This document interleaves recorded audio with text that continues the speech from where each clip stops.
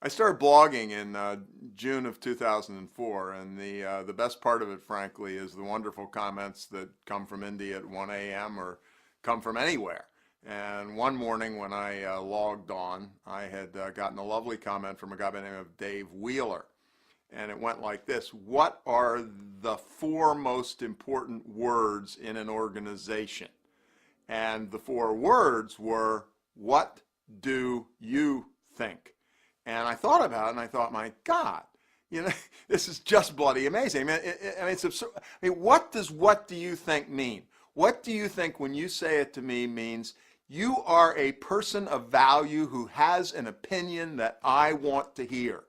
And so I've started taking it to its ultimate extreme and saying, okay, I want you to keep a little scorecard.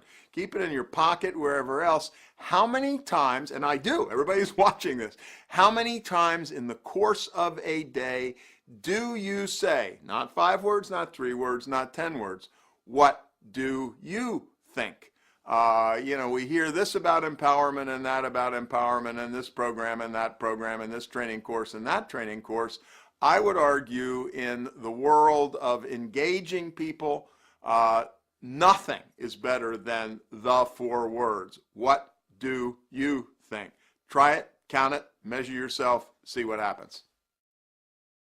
My friend Dan Coyle wrote a book called The Talent Code, and somewhere near the beginning there was a fascinating little exercise. I'm going to tell you about the exercise, and then I will try to explain why I'm telling you about this exercise.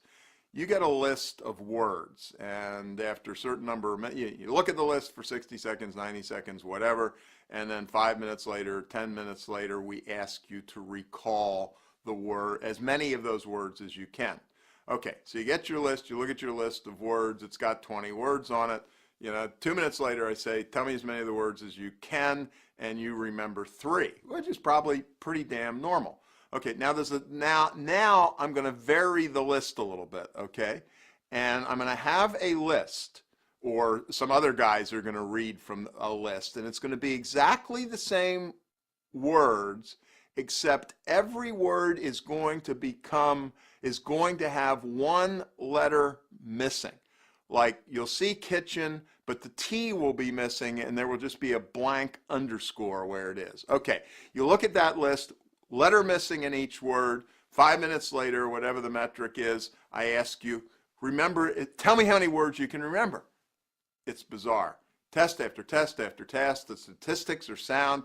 You remember 3 times more of the words that had missing letters than the ones that didn't. Now, why am I telling you this story? For the simple reason, it is a fundamental description of what happens when people's brains are engaged. Somehow or other, your brain has got to put the T back into the kitchen. But, fundamentally, the notion here is people who are engaged in general are, in fact, more engaged, if you will. The brain is working, you're paying attention, and it's a big, big, big, big story, even though it's purportedly just about a couple of lists of words. Huge deal. Think about it. Bottom line, your internal customers are more important than your external customers. I was giving a speech to General Electric, GE people who were in one of the big energy sectors. GE is a nut. I wish maybe the people in the banks had been. GE is a nut about risk analysis. And I was talking to one of their top salespersons. These are the people who make multi-billion-dollar sales, certainly sales of $100 million or always in the millions.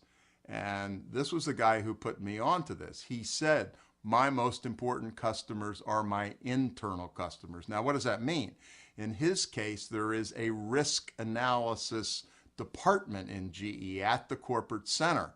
And the average man or woman in that department has got 27 folders, electronic folders, with projects that need to be evaluated. What does my friend want?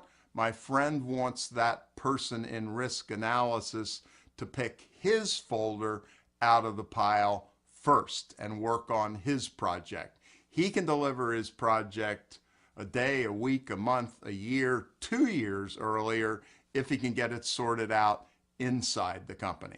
And incidentally, the same thing is true for a 19-year-old waitress or waiter in a restaurant. The most important customer for the waiter or waitress is not the person buying a meal, it is the chef. Will your plate come off first? Will your plate be cooked absolutely perfectly? If the chef loves you, the chef will pay more attention to you.